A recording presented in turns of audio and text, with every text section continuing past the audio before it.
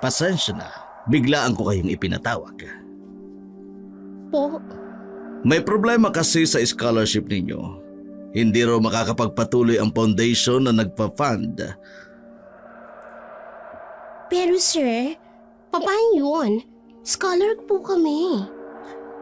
Ikaw, Trixie, wala kang dapat ipag-alala. May anonymous donor na nagbayad ng tuition fee mo hanggang graduation. Ha? Paano pong... Pero ikaw, Maya, malaki ang problema. Alam mo naman siguro kung gaano kalaki ng tuition fee dito. Opo sir, pero... May kakilala ako na pwede kang tulungan. Puntahan mo siya mamayang gabi. Willing siyang i-sponsor ka, basta. Maya, may chance ka pang makapag-aral. Puntahan mo yung sponsor.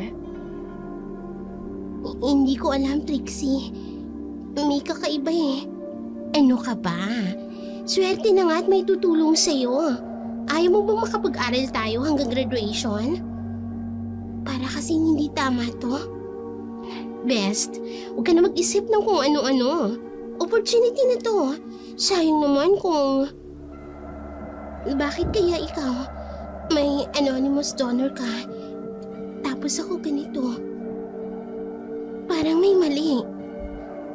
Bahala ka. Pero sayang talaga kung hindi ka makakapagpatuloy. Hindi pa rin mawala sa isipan ni Maya ang mga pangyayari. Malinaw para sa kanya na bago sila pumasok sa school, hanggang 4 na taon ang scholarship nila at bayad ang tuition nila hanggang graduation. Pero dahil sa udyok ng kaibigan niyang si Trixie at dala ng matinding hangarin niyang makapagtapos, sinunod niya ang sinabi ng prinsipal. Kinagabihan, pinunta niya ang address na ibinigay ng prinsipal. Mag-isa lamang siyang pumunta roon at hindi niya isinama si Trixie. Pagdating niya sa lugar na yun, ganun na lamang ang kanyang gulat. Tama naman tong address ha. Pero bakit ganito dito? Maya-maya pa'y may biglang tumigil na itim na Mercedes-Benz sa kanyang harapan. Lumabas ang isang naka-uniforming driver. Magandang gabi. Ikaw si Maya, di ba? Ha? Paano niyo po nalaman ang pangalan ko? Ako si James, driver ni Sir Robert. Inaasahan ka ng amo ko. Pero akala ko dito ang meeting place.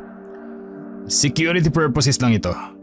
Hindi naman pwedeng basta-basta ipaalam ang tunay na address ng amo ko. Halika na, ihahatid na kita. Hindi po. Baka mali lang po ito. Miss Maya, huwag ka nang matakot. Kilala ko ang Principal Santos. Pinasundo niya kayo. Sobrang bait ng amo ko. Marami na siyang natulungang estudyante. Pero bakit dito? Bakit ganitong oras? Maya, kung ayaw nyo, okay lang. Pero sayang naman yung oportunidad. Alam nyo naman na siguro kung gaano kahirap maghanap ng scholarship. Si Sir Robert, gusto lang talagang tumulong sa'yo. Paano niyo po nalaman na ako si Maya? Maya, sinabi na sa amin ni Principal Santos ang detalye tungkol sa'yo. Para si security din natin yon. O ano, sayang ang oras. Gusto nyo bang sumama o hindi? Pasensya na po. Pero kailangan ko na pong umuwi. Maya, sigurado ka ba? Baka magsisi ka. Hindi po. Huwag po kayong lumapit. Sayang ang oportunidad, Maya. Mahirap maghanap ng ganitong klaseng tulong. Lord, salamat po at binigyan niyo ako ng lakas ng loob. Bagaman natatakot si Maya, nilakasan na lamang niya ang kanyang loob. Nagbabaka sakaling may dara ang sasakyan sa harapan ng lugar nila. Dahil sa takot, nawala sa isip niya ang scholarship na ibibigay ng taong kakausapin niya ng gabing yun. Lakad takbo ang kanyang ginawa. Ang tanging nasa isip lamang niya ng mga oras na yun ay ang makalayo sa taong susundo sa kanya. Maya-maya pa'y, Sumakay ka na sa kotse. Binabayaran ako para sunduin ka. Hindi po. Ayoko po. Nagkakamali kayo. Hindi po akong hinahanap ninyo. Ikaw si Maya, di ba? Scholarship ang kailangan mo. Sumunod ka na lang. Pakiusap po. Huwag niyo na akong pilitin. Itigil niyo na po ito. Wala akong magagawa. Utos ito. Kung ayaw mong sumama, mawawala ang scholarship mo. Hindi po ako sasama. Tulong! Tulungan niyo po ako! Tumahimik ka! Baka may makarinig. Kung anong isipin na lang nilang ginagawa ko sa'yo. Sumakay ka na! Iwan niyo po ako. Isusumbong ko kayo sa mga pulis. Sige, magsumbong ka. Tingnan natin kung sino ang paniniwalaan nila. Para po! Sa Klolo! Kung sino ka man, tulungan niyo ako! Bakit? Bakit ka nanlalamig? Pakiusap, hayaan niyo na po akong makauwi. Hindi po ako sasama sa inyo. Ano bang arte yan? Sumakay ka na! Sinabi ko na sa inyo, ayoko. Ayaw mo, ha? Anong gagawin mo? Paghihinain kita para madala ka. Hindi. Bakit? Kaya pala sabi ni Sir, mag-ingat ako sa'yo.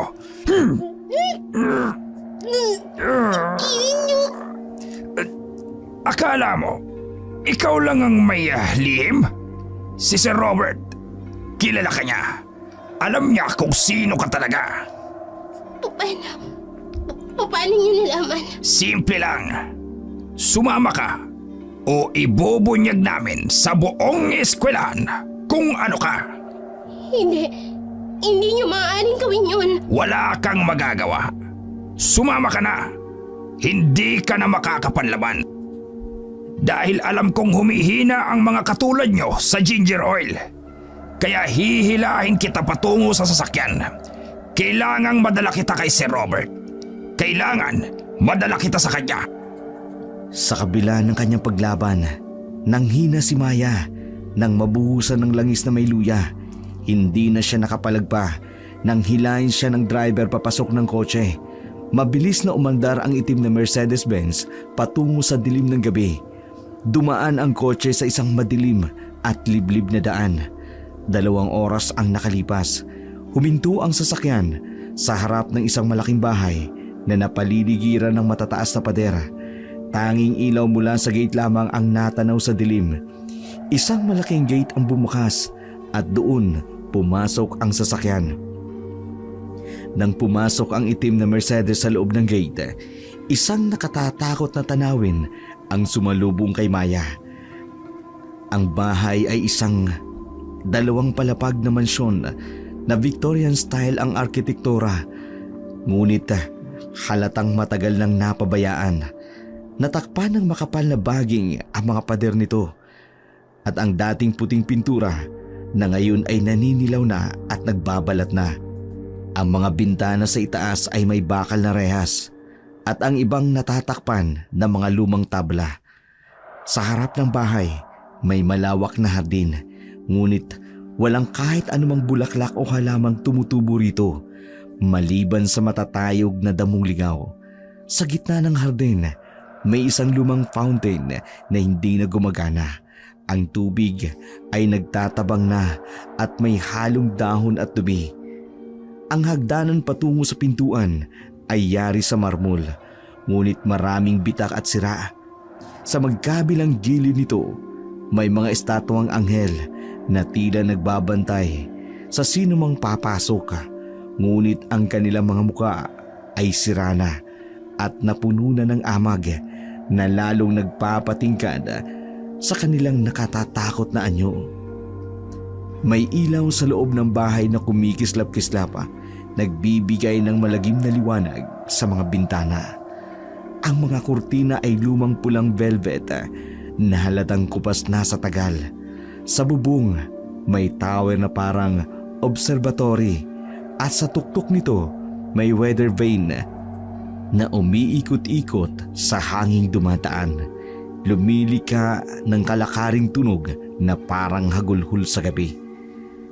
Nang tumigil ang kotse sa harap ng pinto, isang matandang lalaki ang lumabas para salubungin sila. Suot niya ang lumang itim na uniforme na butler at ang kanyang muka walang anumang ekspresyon. Sa likod niya Bumukas ang malaking pinto ng kusa na lumika ng maingay na pagngit-ngit ng mga bisagra. Nanginig si Maya sa takot habang hinihila siya papasok ng driver. Alam niyang hindi ito ang karaniwang tahanan ng isang taong nagdanais lamang tumulong sa isang estudyante. Ito ay isang kulungang naghihintay sa kanya. Maya, Maya. Akala mo hindi kita makikilala? Kayo? Kayo pala? Oo, ako nga. Ikaw ang estudyanteng nakakita sa akin noon, hindi ba? Sa Building C, ikalawang palapag. Kayong nakita kong nanggagahasan ng estudyante. Congressman pa man din kayo. Yeah! Inihagis ang baso sa dingding ni Congressman. Ikaw ang nagpakalat ng istoryang yan. Nasira ang reputasyon ko dahil sa'yo. Hindi ako! Pero mabuti na nga't nalaman ng lahat kung sino kayo talaga. Isang halimaw na nagpapanggap na lingkod bayan. Alam mo ba kung ilang taon kong pinaghirapan ang posisyon ko? Tapos ikaw, isang hamak na scholar lang ang sisira sa lahat? Hamak na scholar? Mas mabuti pa akong mahirap kaysa sa inyo. Isang manyak na congressman na nananakit ng estudyante. Nakita ko kung papaano kayo ng abuso. At ngayon, pagsisisihan mo lahat na yan. Hinintay ko ang pagkakataong ito. Itiwan niyo ako. Kriminal kayo. Dapat kayong nasa kulungan. Tumahimik ka! Hindi mo alam kung anong kaya kong gawin. Akala mo ba walang consequences ang paninira mo sa akin? Consequences? Kayo ang dapat managot. Ilang estudyante pa bang sinira ninyo? Ilang buhay pa bang winasak ninyo? Akala mo may maniniwala sa'yo? Tingnan mo kung nasan ka ngayon. Hindi niyo ako matatakot. Lalabas at lalabas din ang katotohanan. Marami pang estudyante ang magsasalita. Sino? Yung mga binayaran ko na para manahimik? O yung mga natakot nang makita kung anong nangyari sa pamilya nila? Anong ginawa niyo sa kanila? Congressman ako, Maya. May kapangyarihan ako. Sino ang pipiliin ng mga tao? Ang isang respetadong politiko? O ang mga hamak na estudyante? Demonyo kayo! Demonyo kayo! At ngayon, mawawala ka na lang bigla. Tulad ng iba, walang makakakita, walang makaalam. Hindi! Saklolo! Tulong! Sigaw ka lang ng sigaw. Dito sa bahay na to, walang makakarinig sa'yo. Walang makatutulog sa'yo. At pagkatapos nito, wala nang makaalam kung nasan ka. Alam mo, maganda ka sana. Kaso nga lang, pakialamera ka. Kung hindi ka lumikha ng gulo, sana ngayon, hindi ka pa naalis sa listahan ng mga scholar ko. Pero dahil sa pangingialam mo, napilitan akong tanggalin ka. Hindi ko pinanghihinayangan ng tulong na mula sa isang demonyong katulad niyo. Tibali nang maghirap ako, wag lang tumanggap ng tulong mula sa demonyo. Demonyo pala, ha? Pwes, ipakikita ko sa'yo kung anong klaseng demonyo ang pinagka mo! Anong gagawin niyo? Ano pa? Kundi gawin sa'yo ang ginawa ko sa ibang estudyante sa eskwelahan. Akin ang paaralan na yun. Kaya may karapatan akong gawin ang nais ko sa lahat ng naroon. Kaya pala, pati ang principal na kontrol ninyo. Kung sa kanila nagawa niyo ang kahiyupan, sa akin hindi. Bakit? Magsasaswang ka? Tingnan natin ngayon kung may magagawa ang pagkaswang mo. Maraming CCTV sa kwartong ito. Kapag nagsaswang ka, malalaman ng lahat ang sikreto mo. Kapag nangyari yon, lahat ng mga nawawalang estudyante ay ibibintang sa'yo. Wala kayong kasing sama! Masama kayo! Masama kayo! Bago kita alisin sa landas ko, pakikinabangan muna kita. Anong gagawin niyo? Ayusin ang pagkakatali niya sa kamay at paa. Yes, Congressman. Hindi ka dito. Ipararanas ko sa kanila kung gaano ako kamanyak. Walang awa ang mga tauhan ni Congressman Robert habang kinakaladkad nila si Maya patungo sa isang lumang upuan. Nasasaktan man sa mahigpit ng pagkakahawak sa kanyang mga braso, hindi pa rin tumitigil si Maya sa pagpupumiglas. Ang kanyang mga sigaw ay umaalingaw-ngaw sa malawak na silid, ngunit walang tumutulong sa kanya. Ang mga braso ni Maya tila nangangalit na sa sakit habang binabali ng mga tauhan upang itali sa kabilang gilid ng upuan. Mainit ang mga luwang pumapataka sa kanyang mga pisngi habang pilit na lumalaban. Sumisigaw siya, humihikbi at nanlalaban, ngunit walang tigil ang mga lalaki sa pagtali sa kanya. Binuhay ng sitwasyon ang masakit na gunita sa kanyang isipan. Ang mga pagkakataong nasaksihan niya kung paano ito ginawa ni Robert sa ibang mga estudyante. Ngayon, siya ay nasa upuan ng yun. Nararamdaman niya ang pagsakal ng takot habang pinahihigpit ng mga tauhan ang mga tali sa kanyang pulsuhan. Sa bawat galaw ni Maya, lalong humihigpit ang mga lubid. Ang mga paa niya ay itinatali sa mga paa ng upuan. Ginagawang imposible ang anumang pagtakas. Ang mga lalaking gumawa nito ay walang anumang ekspresyon sa mukha. Tila sanay na sanay sa ganitong gawain. Si Congressman Robert ay nakatayo lamang sa isang sulok. Hawak ang baso ng alak. Pinanunood ang eksena na para bang isang palabas. May pagkaaliw sa kanyang mukha habang nakikinig sa pagsusumamo ni Maya. Bawat sigaw ng dalaga, ang isinasagot lamang sa kanya ay malamig na tawa. Nang matapos na ang pagtali, umalis na ang mga tauhan ng walang imik. Iniwang mag-isa si Maya sa kama ng congressman na ngayon ay naglalakad palapit sa kanya. Ang tunog ng kanyang mga hakbang sa kahoy na sahig ay parang kamatayang unti-unting lumalapit. Walang nagawa si Maya para manlaban. Tila gutom at hayok na hayok sa laman si Congressman Robert habang ginagawa ang kahalayan sa babae. Ramdam ni Maya ang pagyapo sa kanyang katawan ni Congressman. Napilit niyang nilalabanan at pilit siyang kumakawala. Isang malakas sa suntok sa kanyang tiyan ang natamo niya mula sa Congressman. Nagdilim ang kanyang paningin ng mga sandaling yun at hindi niya namalayan ang mga sumunod na nangyari. Paggising niya, nakahiga na siya sa isang kama. May bahid ng dugo dahil sa kahalayang ginawa sa kanya ng manyakis na congressman.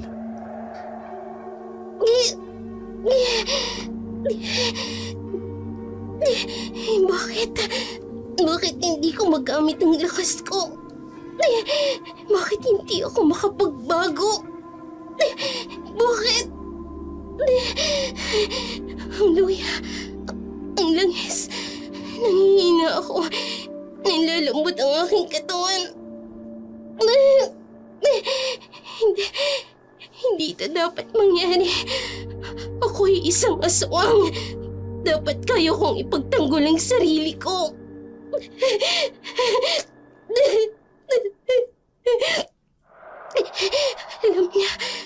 Alam niya ang aking lihim.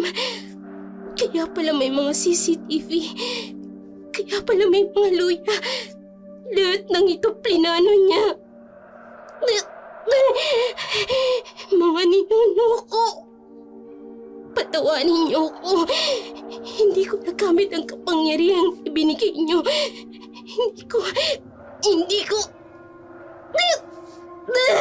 Ang sakit. Ang bigat ng katawan ko. Hindi ako makagalaw. Hindi ako makagalaw. Sa unang pagkakataon, naramdaman kong tunay na kahulugan ng pagiging mahina, ng pagiging tao. Ang tapang-tapang ko noon. Akala ko walang makakatalo sa akin. Pero ngayon...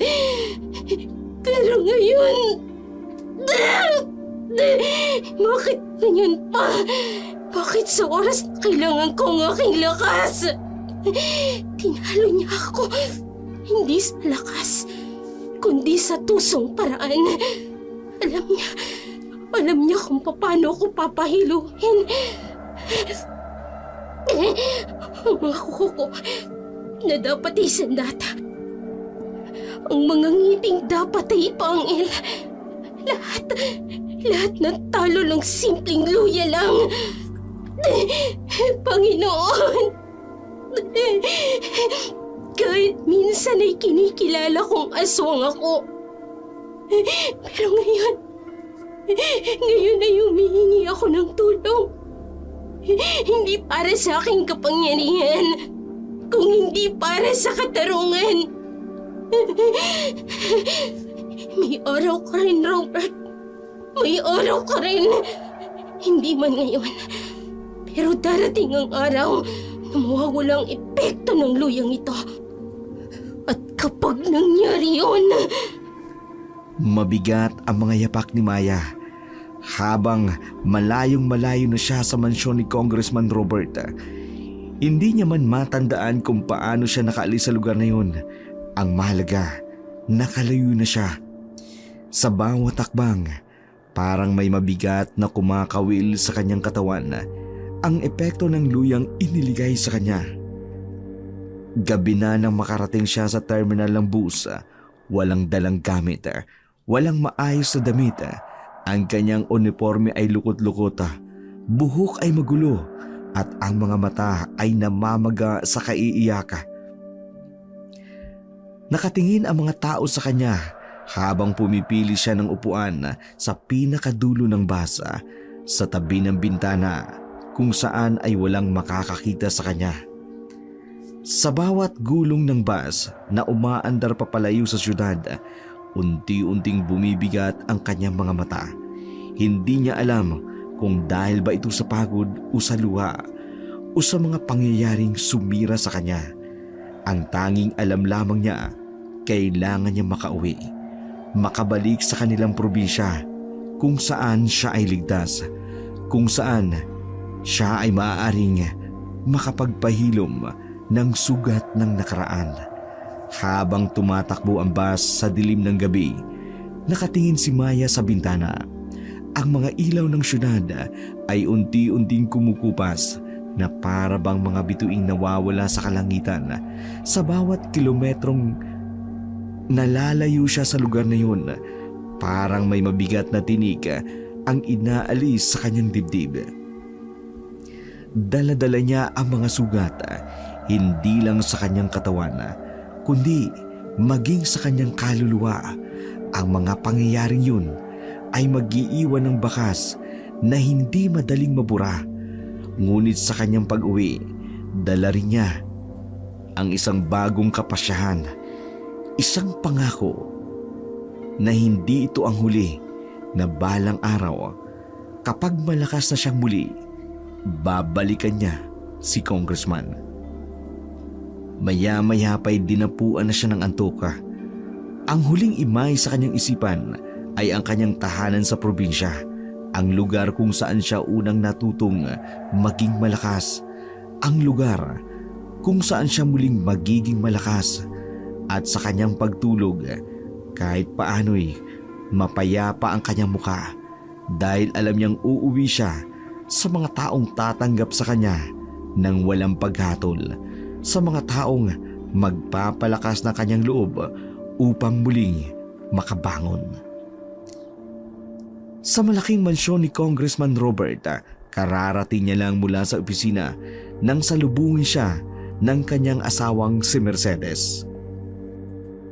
Oh, dumating na din ang ating kagalang-galang na congressman. Sisimulan mo na naman ba ang drama mo, Mercedes? Drama? Drama! Akala mo hindi ko naririnig ang mga chismis? Na may estudyante raw na nagsumbong tungkol sa'yo. Yan ba? Chismis lang yan. May gustong manira sa akin. Manira? O baka naman, totoo? Ilang beses na kitang hinuhuli sa mga kalokohan mo, Robert. Ilang beses na! Akala mo ba hindi ko alam ang totoo tungkol sa mga nawawalang estudyante? Tigilan mo ako! Pagod ako! Pagod? Sa pangmamanyak ng mga estudyante? Yan ba ang pagod na sinasabi mo? Congressman ka raw. Dapat managot sa mga ginagawa mo. Tumahimik ka! Bakit? Nasasaktan ba ang ego mo? Nahuhuli ka na naman sa mga kahalayan mo? Hindi ako magbubulag-bulagan, Robert! Wala kang pruweba! Wala kang kahit anong pruweba! Kasuka ka! Congressman ka pa naman! Lingkod bayan daw. Pero ang totoo, manyakis!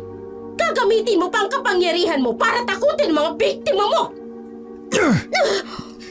Tigilan mo ang pagsasalita ng mga bagay na hindi mo alam, Mercedes! Hindi mo alam kung hanggang saan ako aabot para protektahan ang pangalan ko. Protektahan ang pangalan mo o ang mga kahalayan mo! Nasasaktan ako! O yan, ipinapakita mo na naman ang tunay mong kulay! Demonyo! Sinabi ko na tumahimik ka! Kung ayaw mong mapahamak yung anak mo! Kailan ka ba tumigil? Nung una pa lang, may mga babae na. Ngayon pati mga estudyante! Pinapatay mo pa sila! Murderer ka na, Robert! Malinis ang pangalan ko! Lingkod bayan ako! Congressman! Sinong maniniwala sa mga estudyanteng yan? May pruweba ka ba? Wala! Lingkod bayan! Lingkod bayan ang dapat na isulat sa pangalan mo! Pinabayaran mo ang mga tao para manahimik! Pinapatay mo ang mga hindi mo mabayaran! At kung ginagawa ko man yan, anong magagawa mo? Isusumbong mo ko? Sige nga! Tandaan mo to, Robert. May araw ka rin. Hindi ka forever na makakatakas sa kasalanan mo. May karma sa lahat ng ginagawa mo. Threats! Yan lang ba ang kaya mo? Mercedes? Ikaw ang dapat na mag-ingat. Baka ikaw ang sumunod na mawala. Hindi mo ko kilala, Robert. May hangganan ng pasensya ko.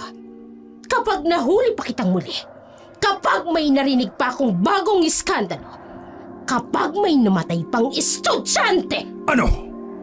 Anong gagawin mo? Tatakbo ka sa mga pulis? Sa media? Wala silang magagawa sa akin. Malalaman mo at hindi mo magugustuhan. May Diyos tayo, Robert. May Diyos. Pakinggan mo ako, Mercedes. Wala kang magagawa. Wala kang karapatang manghimasok sa mga ginagawa ko.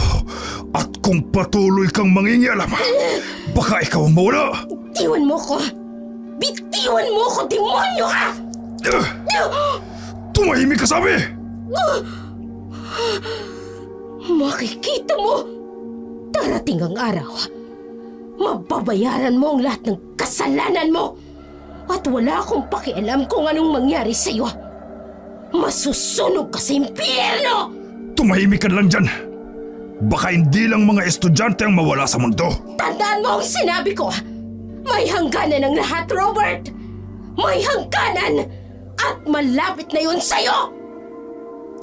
Sa malaking mansyon ni Congressman Robert, ang katahimikan ay puno ng bigat at tensyon.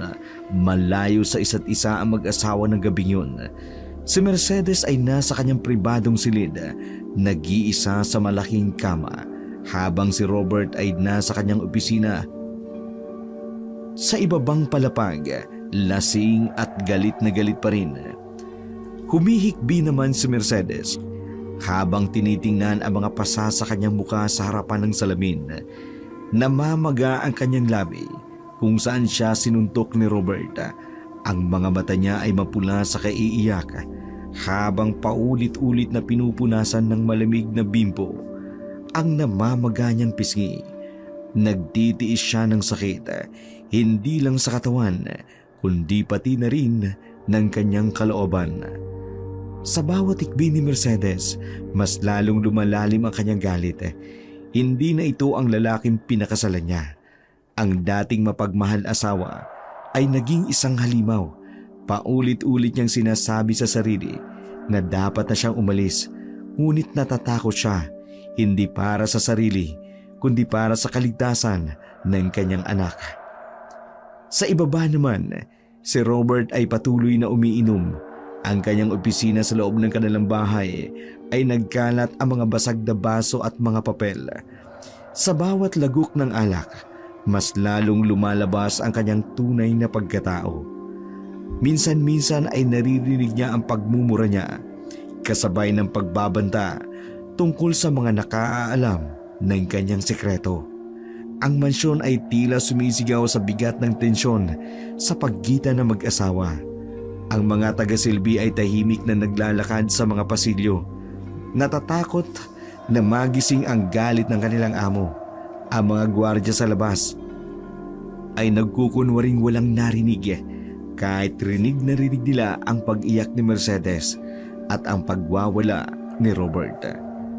Kinaumagahan, mabigat ang hangin bumabalot sa mansyon.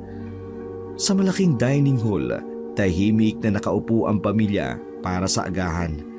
Ang dating masayang almusal, ngayon ay puno ng tensyon. Si Mercedes ay nakasuot ng makapal na makeup para itago ang pasa sa muka. Maingat siyang kumikilos. Iniiwasang maramdaman ang sakit sa mga pasa sa kanyang katawan.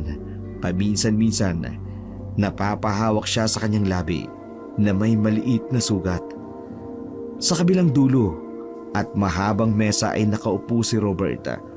Nagbabasa ng dyaryo habang umiinom ng kape.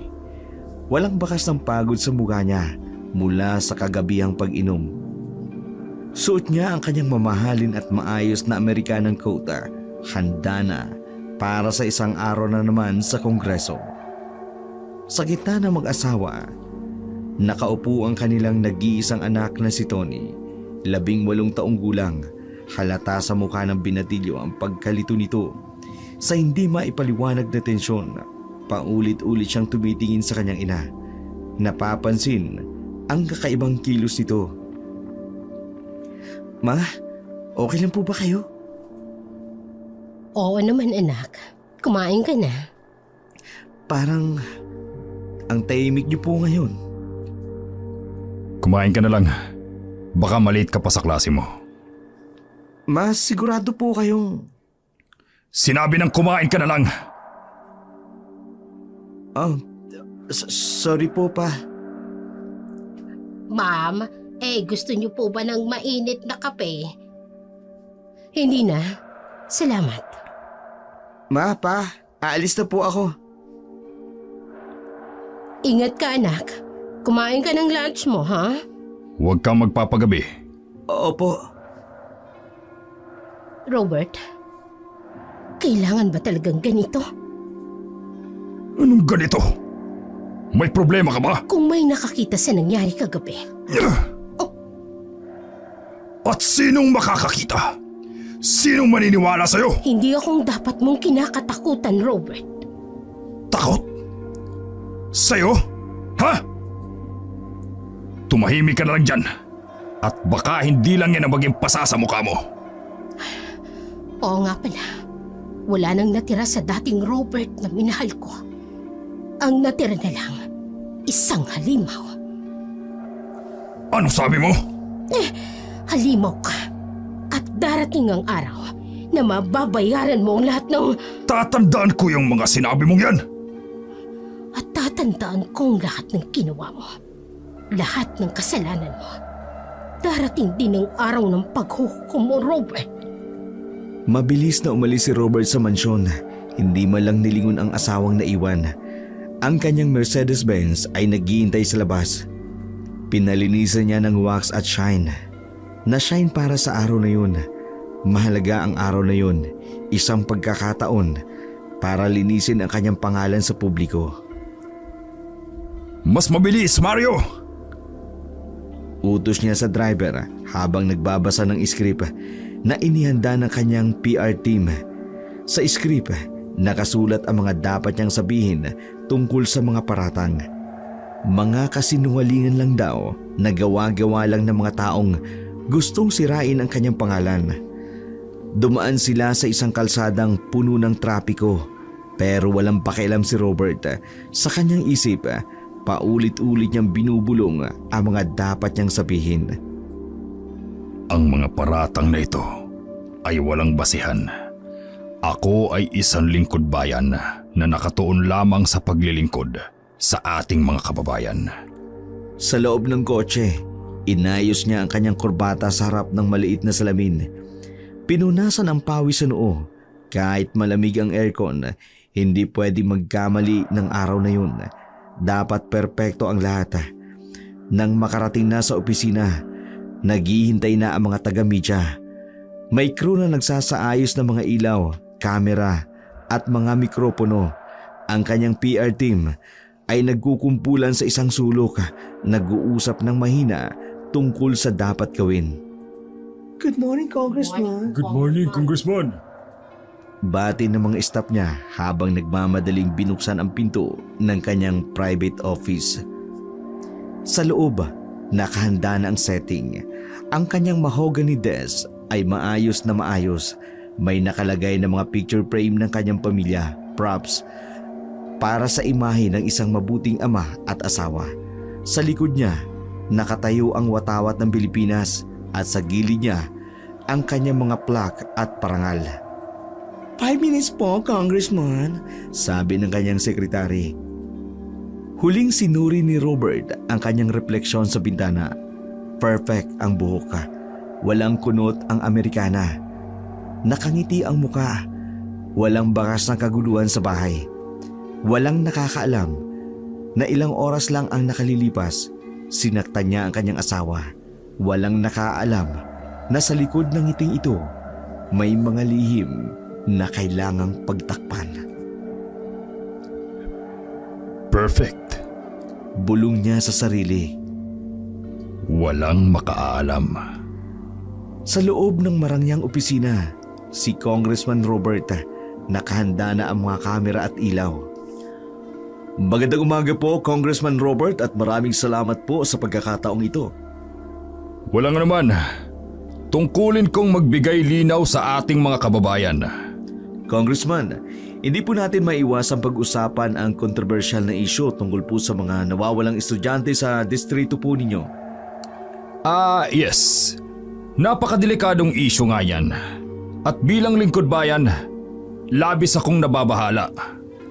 May mga nagpaparatang po na kayo raw po ay may kinalaman sa mga pagkawala ng mga estudyante. Ano po ang masasabi ninyo tungkol rito? Nakakalungkot na may mga taong gustong sirain ang aking pangalan. Walang basihan ang mga paratang na yan.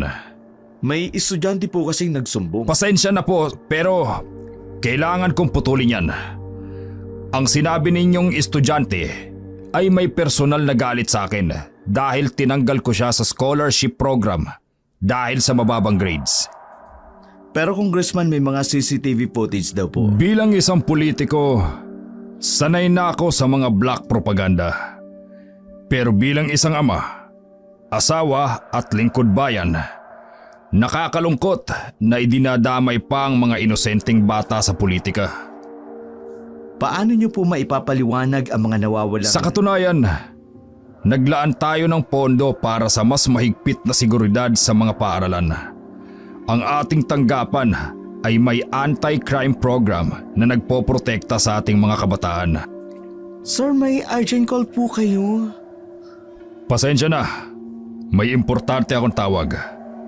Pero bago tayo magtapos, gusto kong iparating sa ating mga kababayan ang mga paratang na ito ay walang basihan. Ako po ay lingkod bayan na naglilingkod ng tapat. Pero sir, hindi pa po tapos ang... Maraming salamat sa pagkakataong ito. Mike, kunin mo ng tawag sa private line. Jenny, tawagan mo ang PR team. Kailangan natin paghandaan ang next move. At Mike, Yes sir. i-monitor mo ang social media. Kung may mag-post man ng tungkol sa interview na to, make sure positive comments lang ang lalabas. Naintindihan mo? Yes sir, kaagad po. Maya, ikaw ang may kagagawa ng lahat ng to. Pero hindi ka makakatakas. Hindi kayo makakatakas. Ako ang may hawak ng lahat ng ebidensya. Ako ang may kontrol. Hello? Kailangan nating pabilisin ang plano. Dapat mawala na sila. Lahat sila. Bago pa may makalam ng totoo. Galit na galit si Robert. Hindi na lang ipinalata sa isang reporter ang kanyang galit. Wala siyang ibang suspecha sa mga nangyayari, kundi si Maya. Naginawa niya ng kahalayan, kaya sa galit ito, inutusan niya ang kanyang mga tauhan na madaliin na hanapin ang babae para patayin. Samantala, sa kabilang dako naman, hindi mapakali si Mercedes sa kanyang higaan. Ang pasa sa kanyang mukha ay sumasakit pa rin, ngunit mas masakit ang pangambang bumabagabag sa kanyang isipan. Ilang gabi na siyang hindi makatulog, paulit-ulit na nagigising sa mga kaluskus at iyak na parang nanggagaling kung saan. Madalas siyang marinig ang mga kakaibang ingay sa gabi, lalo na tuwing may mga nawawalang estudyante. At ngayon, habang nakahiga sa kama, ramdam niya ang bigat ng katotohanang ayaw niyang tanggapin na ang kanyang asawa ay may kinalaman sa pagkawala ng mga estudyante. Tumayo siya nang marinig ang tunog ng kotse ni Robert na papalayo. Alam niyang papunta sa isang late night meeting ito. Ilang beses niyang sinundan ang asawa noon, ngunit ngayon may iba na siyang plano. Sa ilalim ng kanya kama, may inilabas siyang susi. Isang kopyang ginawa niya mula sa susing nahulog ni Robert noong isang linggo. Ito ang susi sa kanyang private study, ang silid na ipinagbabawal sa lahat na para sa kanya lamang. Sa isang private study room ni Robert, madaling araw noon. Dapat kong malaman ang totoo. Dapat may ebidensya. Bubuksan ko ang computer niya. Nararamdaman kong meron siyang itinatago. Hindi ako naniniwala sa mga sinasabi niya sa media kanina. Ano ito? Isang secret folder na password protected. Robert 0827. Hindi. Mercedes 1992. Hindi rin. Oh, Tony Boy. Hindi pa rin. Oh, tama. May maliit na notebook sa kanyang drawer. Kukunin ko yon. Oh, eto. Safe House 123. Ayan. Nabuksan ng isang folder ng computer. Oh my God! Hindi. Hindi pwede. May mga video files ng mga estudyante. Oh, may listahan ng mga pangalan. Mga larawan ng mga nawawalang babae. Oh, kaya pala laging may nawawala. May folder din na nakapangalan ay Maya. Ito yung estudyanteng nagsumbong. Pero bakit? Bubuksan ko ang folder. Oh, may mga CCTV footage. Mga recordings sa pangyayari. Oh, Robert, anong klaseng halimaw ka? Oh, may paparating.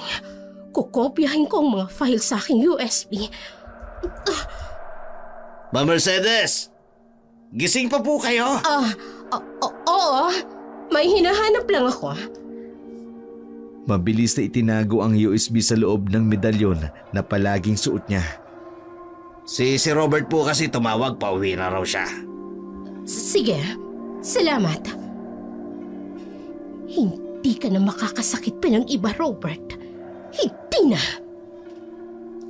Pagkatapos maitago ang USB, nang makaalis na ang gwardya, nanginginig pa rin si Mercedes habang nakatayo sa gitna ng silid. Ang mga nakita niya sa computer ay parang masamang panaginip na hindi siya magising-gising. Mga mukha ng mga dalagitang nawawala, mga video ng kanilang pagdurusa, mga detalye ng bawat krimen. Lahat ay nakasave sa computer ng kanyang asawa. Dahan-dahan siyang lumabas ng silid. Ang mga yapak ay tila napakabigat.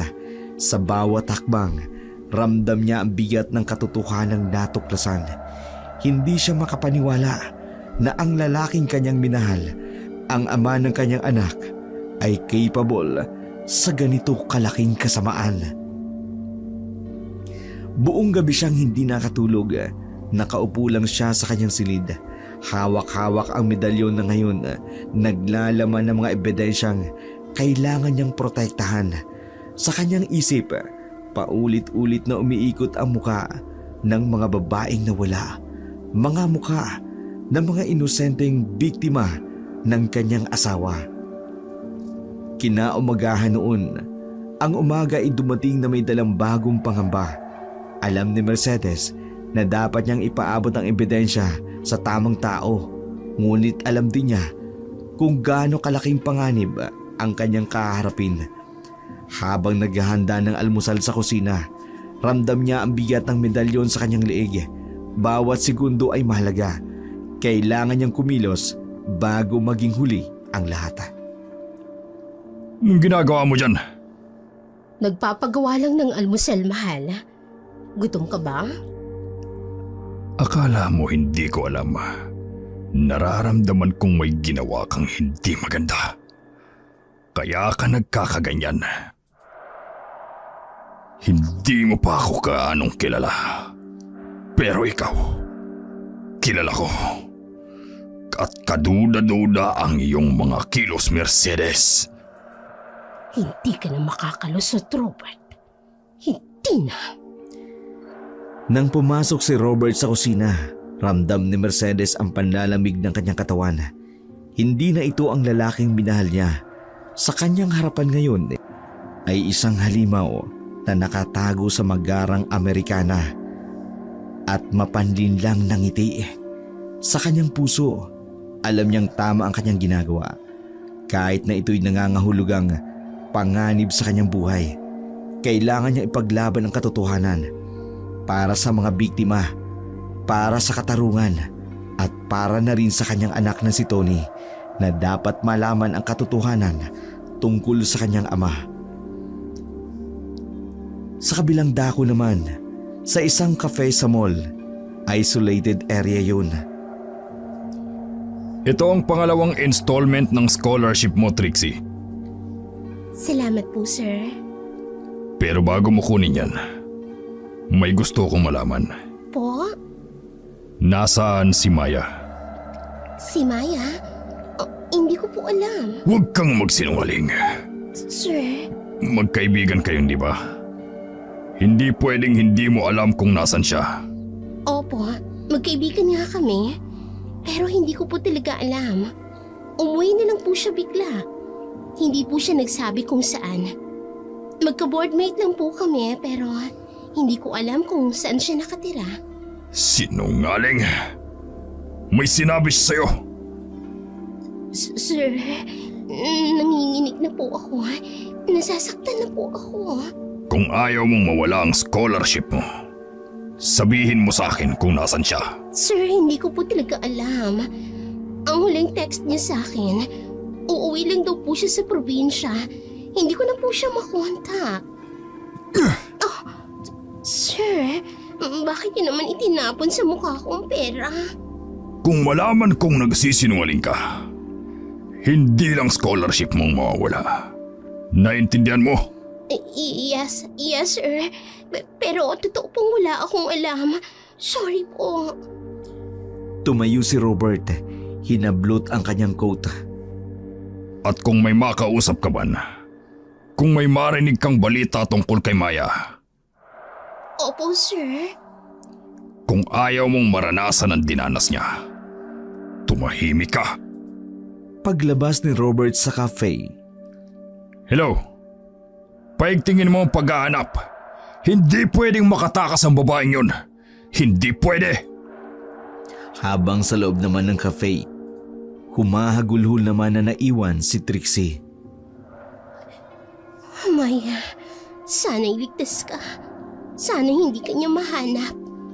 Patawarin mo ko. Patawad kung wala akong nagawa noon.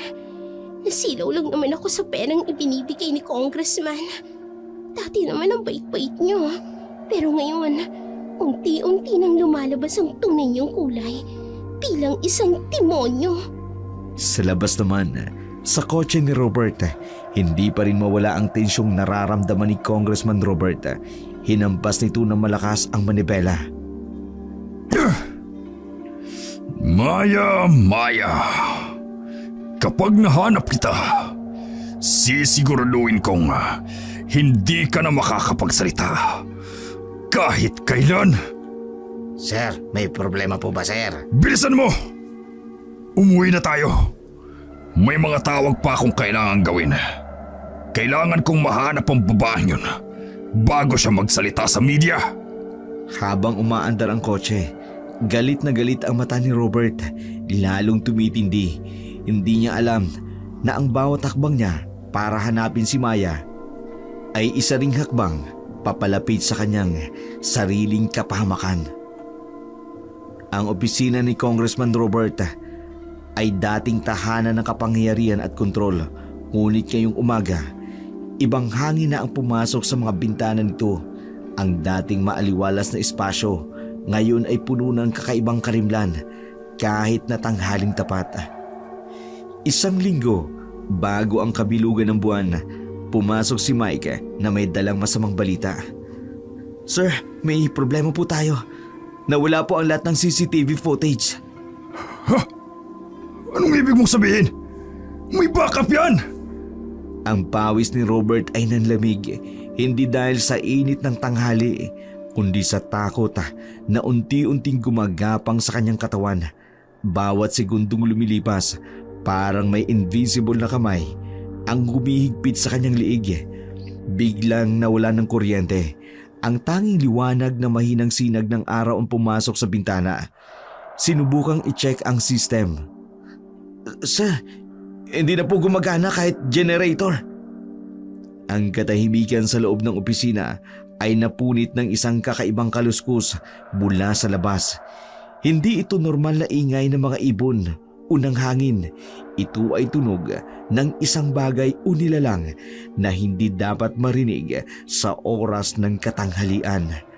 May mga kakaibang kaluskus sa labas ng bintana. Nang bumalik na ang ilaw, isang nakakikilabot na tanawin ang sumalubong sa kanila. Lahat ng picture frames, mga larawan ng mga politiko, ng pamilya, ng mga parangal ay nakabaliktad na. Parang may hindi nakitang kamay na nagbago ng kanilang posisyon. Sa mga sumunod na araw, mas tumitindi ang kakaibang pangyayari. Ang mga bank account na akala ni Robert ay hindi maaaring magalaw ay biglang nawala sa kanyang kontrol. Ang mga video na kanyang itinatago ng napakaraming taon biglang lumabas ng hindi inaasahan. Kinagabihan, sa telepono, ang boses ni Mike sa kabilang linya ay nanginginig. Hindi lang sa takot sa kanyang amo, kundi sa mga nakikita niyang hindi maipaliwanag na mga pangyayari. Sir, may malaking problema tayo.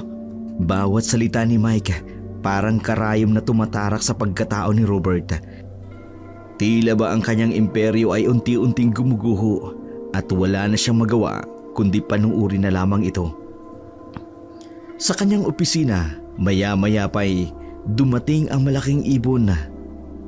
na nagdala ng mas malalim na takot. Hindi ito ordinaryong ibon. Sa mga mata nito ay may nagniningning na pulang liwanag at sa bawat pagkampay ng mga pakpak nito may dumadaan na malamig na hangin. Sa paglabas ni Mike sa opisina, hindi niya alam na siya mismo ay naging bahagi ng isang mas malaking kwento. Isang kwento ng paghihiganti na unti-unting buburahin sa mundong ito ang isang taong kayang galawin ng sinuman. Sa labas ng opisina ni Congressman Robert, ang malamig na hangin ay dumaan kay Mike. May dalang mensahe, isang babala na ang lahat ng ito ay simula pa lamang, na ang tunay na kaparusahan ay darating sa gabi ng kabiguan. Sa bawat araw na lumilipas, ang dating makapangyarihang congressman unti-unting nawawala ng kontrol. Ang kanyang malaking opisina ay parang lumiliit sa tuwing siya ay pumapasok rito, na tila ba ang mga dingding ay unti-unting lumalapit sa kanya. Makalipas pa ang ilang araw, sa opisina ni Robert, pumasok si Mike, dala ang laptop. Sir, may nangyari na naman ho. Ano na naman? Ang itsura ni Robert ay malayo sa dating marangyang congressman. Ang kanyang dating maayos na buhok ay magulo na. Ang kanyang mamahaling Amerikana ay lukot-lukot na. Sa ilalim ng kanyang mga mata ay malalim ang mga bilog na pagod at takot. Sir, lahat po ng computer sa opisina may lumalabas na video. Video? Anong... Bago pa man magsalita si Robert, bigla na lang gumalaw ang laptop ni Mike. Sa screen, lumalabas ang mukha ni Maya, umiiyak, nanginginig. Nakagapos siya sa selya. Tumayo ang congressman at hinampas ang laptop. Patayin mo yan! Sir, hindi ko po magalaw. Lahat po ng computer sa building ganito ang... Biglang tumunog ang intercom.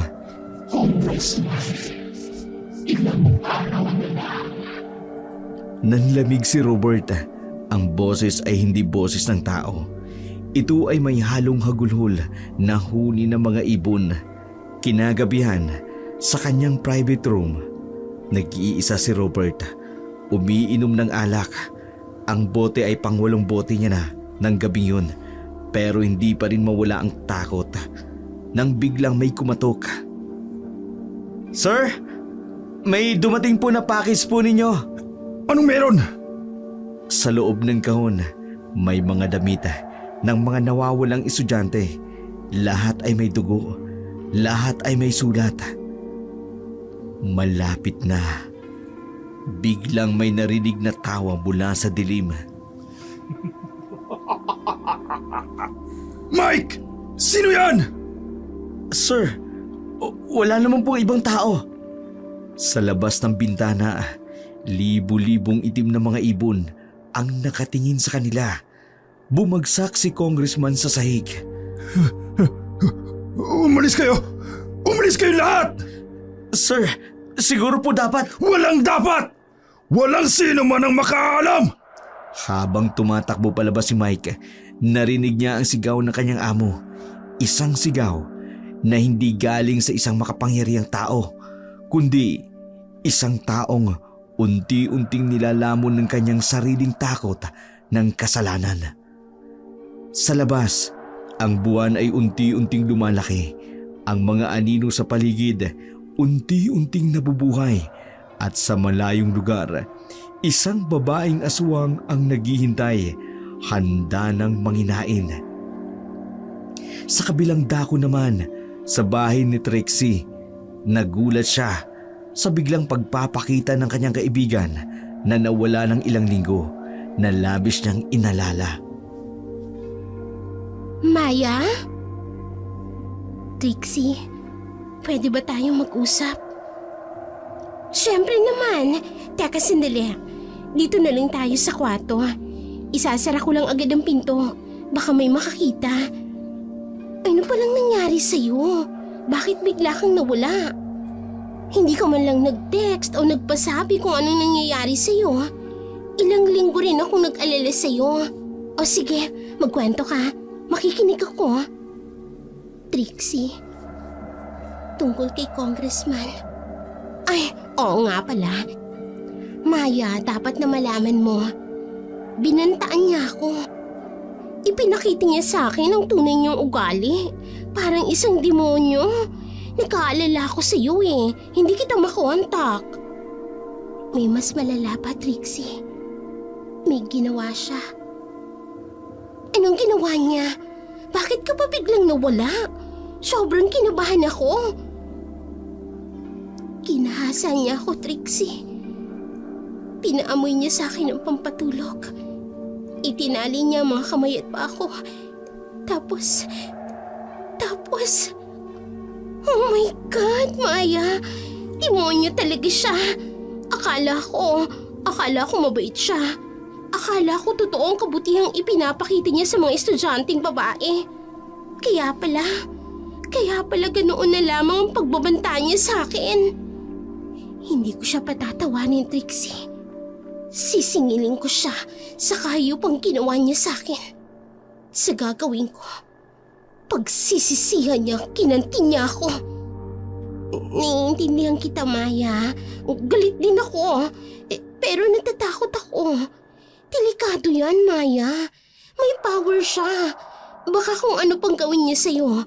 May mga tauhan yan. Hindi ako natatakot sa kanya.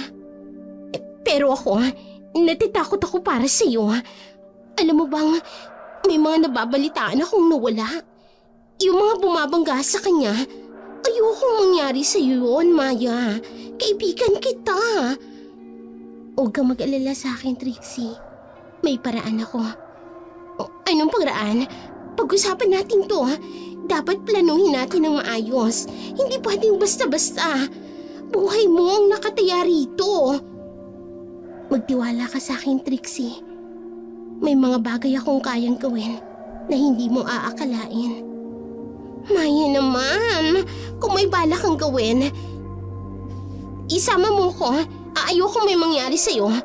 Sobrang sama na nga ng ginawa niya. Ayoko pa yung madagdagan. Alam kong galit na galit ka, pero dapat mag-isip tayo ng paraan na legal. Halika, sasamahan kita sa presinto. Hindi na kailangan, Trixie. Paano kung hindi tayo kumilos ng legal? Baka lalo pang lumalayan. May ebidensya pa tayo. May CCTV sa building niya. May ginagawa na ako. Anong ginagawa mo? Maya, natatakot ako sa'yo, ha? Kakaiba ka na simula nung nangyari yun. Alam mo ba, Trixie? Kagabi, pinuntahan ko siya. Ha? Anong ginawa mo? Delikado yun. Hindi niya ako nakita. Pero nakita niya ang multo na ginawa niya. Napanood ko siyang nahihirapang matulog. Nanginginig siya sa takot. Anong ibig mong sabihin, Maya? Anong ginawa mo? Baka naman lalo kang mapahamak niyan. Hindi niya ako mahanap. Hindi niya ako makikita. Pero ako, nakikita ko siya. Gabi-gabi, pinapahirapan ko siya hanggang sa mabaliw siya sa takot. Maya, natatakot ako sa sinasabi mo. Hindi kita maintindihan. Mas mabuti sigurong hindi mo maintindihan, Trixie. Para sa ikabubuti mo. Basta tandaan mo, kaibigan kita. Hindi kita hahayaang mapahamak. Maya naman may ibang paraan. Pwede tayong... May mas mabisang paraan ako, Trixie. Makikita mo rin sa susunod na mga araw kung paano mawawala ang ngiti sa mukha niya. Kung paano siya masisiraan ng pait. Maya, anong klaseng paghihiganti ba yung pinaplano mo? Sa kabilugan ng buwan, doon matatapos ang lahat. Doon makikita niya kung gaano katindi ang kasamaang ginawa niya. Hindi lang ang isip niyang mawawala, pati na rin ang kaluluwa niya. Sa kabilugan ng buwan, doon malalaman ng lahat kung sino talaga siya at kung sino talaga ako. Marami mang katanungan sa isipan ni Trixie dahil sa mga huling sinabi ng kaibigan, pero wala na rin siyang nagawa para umamin ang kaibigan tungkol sa mga sinabi nito. Dahil bigla na lamang umalis si Maya ng gabing yun. 3 araw bago ang kabilugan ng buwan, ang opisina ni Robert ay naging parang kulungan. Mga bintana ay natatakpan ng malaking kurtina, pero kahit ganun, parang may mga matang nakatingin sa kanya mula sa labas. Sa private room niya, 3:00 ng madaling araw, nakaupo siya sa sulok, may hawak na baril. Alam kong nandyan kayo! Alam kong nandyan kayo! Sir! Kailangan po natin pag-usapan ang media statement. Hindi ako lalabas! May mga multo sa labas! Sa labas ng pinto, naririnig ni Mike ang pag-iyak ng kanyang amo. Hindi ito iyak ng takot. Ito ay iyak ng isang taong unti-unting nawawalan ng sariling pag-iisip. Biglang tumunog ang cellphone. Hello? Congressman, bakit mo kami pinatay? Hindi! Hindi kayo totoo! Robert, kailangan mong umuwi. Si Tony! Aswang ka, no? Ikaw si Maya! Robert, ako ito! Ang asawa mo! Sir, ibaba niyo ang baril niyo. Nang may dumaang anino sa likod ni Robert. Congressman, ilang araw na lang. Umalis kayo! Umalis kayo! Tumakbo palabas si Mercedes at Mike. Mike, kailangan na nating gawin ang plano. Hindi na siya normal. Opo ma'am, nakausap ko na po yung reporter. Handa na po ang lahat ng ebidensya. Sa loob naman ng opisina, nag-iisa si Robert. Nakaupo sa sahig, hawak pa rin ang baril. Ang pawis ay tumutulo sa kanyang muka kahit malamig ang hangin. Nang biglang may kumatok sa bintana, dahan-dahan siyang lumingon. Sa labas, nakadamba ang isang malaking itim na ibon. Pero hindi normal na ibon ito. Ang mga mata nito ay pula. Ang bibig nito ay may duguan na ribon ng estudyante. Hindi ka totoo! Hindi ka totoo! Biglang namatay ang ilaw sa dilim. May mga bulong siyang naririnig. Congressman, ilang araw na lang. Bakit mo kami pinatay? Malapit na, Robert. Malapit na. Miss niyo na ba kami? Sa labas ng building, walang nakakakita ng libu-libong itim na ibon na nakapaligid sa gusali. Walang nakaririnig ng mga kakaibang huni na parang mga iyak na mga batang babae. 2 araw bago ang kabilugan ng buwan, hating gabi sa opisina ni Robert. Sa dilim ng kanyang opisina, si Robert ay nakaupo sa kanyang silya. Umiinom ng alak. Ang kanyang dating marangyang itsura na ngayon ay pawang anino na lamang ng dating congressman. Biglang may dumaan na malamig na hangin. Congressman, miss mo na ba ako? Hindi! Hindi ikaw yan! Unti-unting lumitaw ang anyo ni Maya mula sa dilim. Hindi na ito ang dating mahiyaing estudyante. Sa kanyang mga mata, may mga pulang liwanag. Ang kanyang mga kuko ay matatalim. Bakit, sir? Takot ka ba? Hindi ba't ikaw ang malakas? Ikaw ang makapangyarihan? Layuan mo ako! Tulad ng sabi mo noon, walang makakarinig sa sigaw mo rito. Anong gusto mo? Gusto kong makita kung paano ka unti-unting mababaliw sa takot. Tulad ng mga biktima mo. Pinaputok ni Robert ang baril pero dumaan lamang ang bala kay Maya. Akala mo ba kayang patayin ng isang patay na? Hindi! Hindi totoo to! Congressman, natatandaan mo pa ba kung ilang estudyanteng winasak mo? Ilang buhay ang sinira mo? Hindi! Hindi totoo yan! Ilang araw na lang. Ilang araw bago ka makatagpo ng tunay na kamatayan. Patawad! Patawad! Huli na ang lahat, Congressman. Sa kabilukin ng buwan, makikita mo kung gaano kasakit ang kagat ng isang aswang. Mike! Mike! Sir, anong nangyayari ho?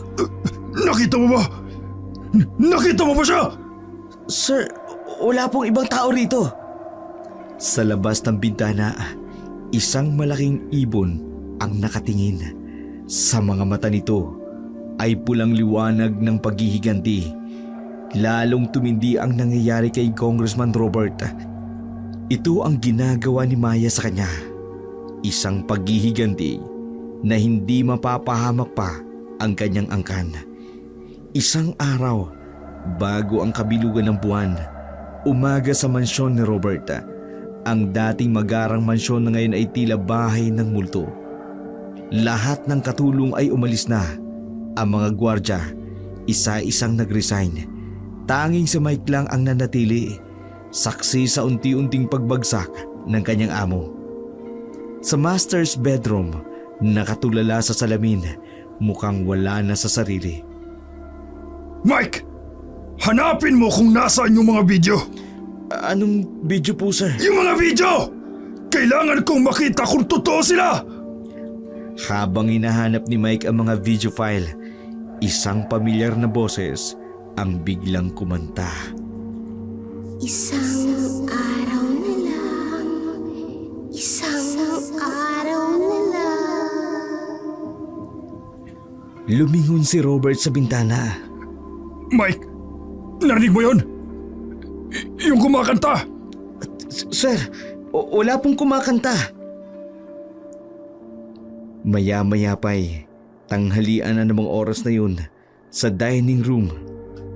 Robert, kailangan mong kumain. Lason to! Alam kong lason to! Biglang may nahulog na pulang patak sa kanyang pagkain. Dugo! Dugo! Pero wala siyang makita. Sa kisame, walang bakas ng dugo. Kinagabihan, sa kanyang private room. Hindi ako matatakot. Hindi ako matatakot. Talaga lang, Congressman. Hindi ka matatakot. Lumitaw si Maya mula sa anino. Bukas ng gabi, makikilala mong tunay na takot. Patawad na! Patawad na! Alam mo ba kung ilang beses nagmakaawa ang mga biktima mo? Ilang beses silang humingi ng awa. Biglang napuno ang kwarto ng mga boses ng mga babaeng estudyante. Sir, Congressman,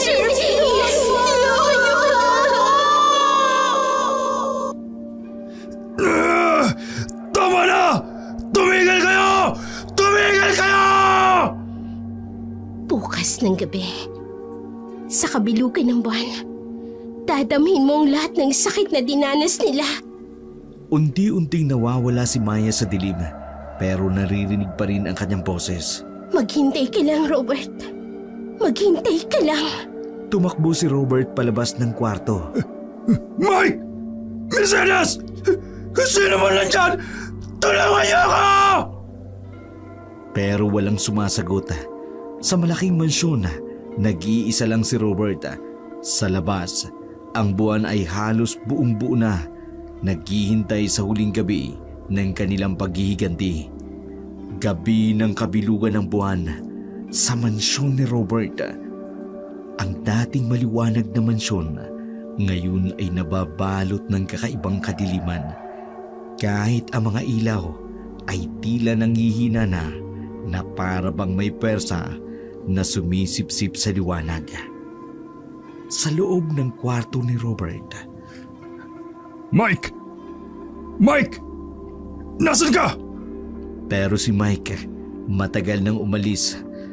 Sa labas, ang hangin ay tumitindi. Libo-libong itim na ibon ang nakapaligid sa mansyon. Biglang may mga kalabog sa bintana. Congressman, panahon na. Layuan niyo ako! Ang mga salamin ay biglang nagsimulang mabasag dahil sa mga putok ng baril na pinakawalan ni Congressman Robert. Takot ka na ba?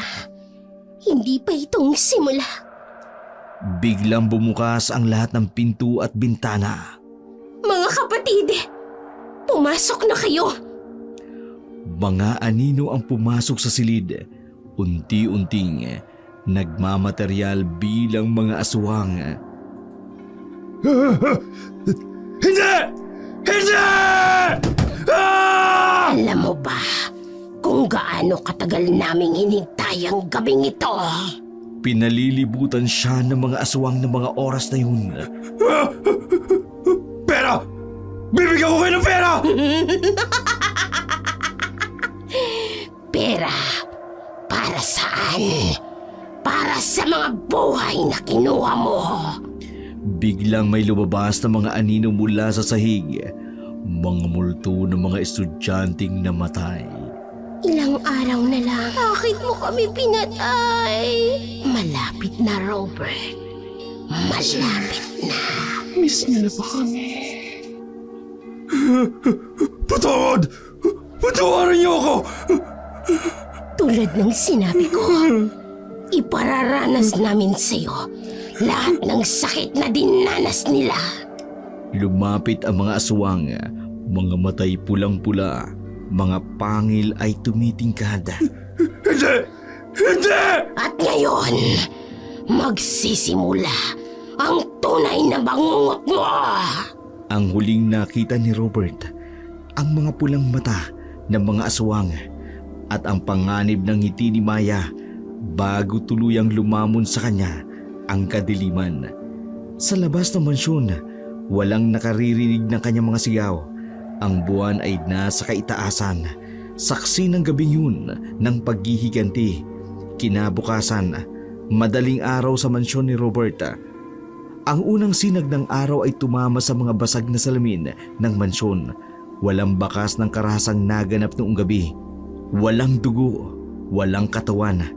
Tanging ang mga basag na salamin lamang at kaguluhan ang nagpapatunay na may nangyari. Pumasok si Mike kasama ang mga pulis, ganun din ang reporter. Sir? Sir, si Roberto. Ano po ang nangyari dito? Baka may nangyaring karahasan, pero nasaan ang congressman? Sa kusina, nakita nila si Mercedes. Mike, nakita mo na ba ang asawa ko? Mama, wala po siya sa opisina. Sa kwarto ho siguro. Nagmamadali silang maganap nang makita nila ang sulat sa mesa. Sandali lang, ako na magbabasa. Mga kapwa ko mamamayan, hindi ko na kaya ang bigat ng aking konsensya sa lahat ng aking kasalanan. Isa itong suicide note. Hindi siya magpapakamatay. Labis din ang paghihinagpis ni Mercedes sa mga nangyayari sa kanyang asawa.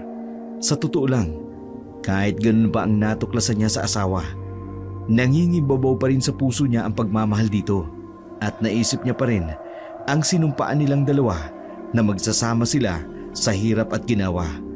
Kaya sumama siya sa paghahanap sa kanyang asawa. Sa highway, ilang kilometro ang layo. Natagpuan ang kotse ni Robert. Nakabukas ang pinto. Sa loob, may manggas ng Amerikana, may dugong tuyo. Walang bakas kung nasaan siya. Agad namang naging laman ito ng balita, kaya kinagabihan, napanood ng lahat ang balita tungkol sa pagkawala ng congressman. Nawawala ang kontrobersyal na si Congressman Robert matapos lumabas ang mga ebidensya ng kanyang krimen. Ayon sa mga dokumentong natagpuan, sangkot ang congressman sa pagkawala ng ilang mga estudyante.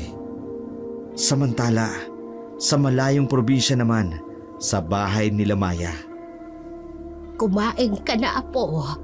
Tapos na ang lahat. Opo, Lola. Tapos na. Anak, hindi ka na nila mahahanap dito. Ligtas ka na. Alam ko po, Inay. At alam kong hindi na siya makakasakit ng kahit na sino pa. Samantala, sa labas naman ng bahay nila.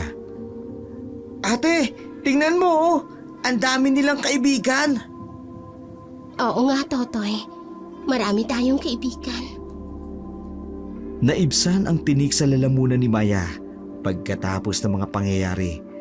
Kahit nasa lungga siya ng kanyang mga kalahi, mayroon din naman silang radyo na pinakikinggan para malaman ang mga kaganapan sa labas ng kanilang lungga. Kahit hindi na sila lumabas, naririnig nila ang mga balita sa radyo. Hanggang ngayon ay misteryoso pa rin ang pagkawala ni Congressman Robert. Ang tanging alam ay ang mga dokumentong natagpuan na nagpapatunay sa kanyang mga krimen. Hayaan na natin silang mag-isip kung anong nangyari. Opo, Lola. Ang mahalaga, napatunayan nating lahat na hindi lahat ng makapangyarihan ay nakakatakas sa kanilang kasalanan. Sa libingan, sa isang liblib na bahagi kung saan walang pumupunta. Isang bagong puntod na nakatirik, walang pangalan, walang petsa. Ang tanging nakaukit ay mga salitang, Dito nakahimlay ang mga lihim na hindi na malalaman pa. at sa ilalim ng puntod na yun, kasama ang mga buto ni Congressman, ay nakabaon ang lahat ng kanyang kasamaan, mga video, mga litrato, mga katibayan ng kanyang mga kasalanan. Congressman, sana'y makamit mo ang kapayapaan na hindi mo ibinigay sa amin.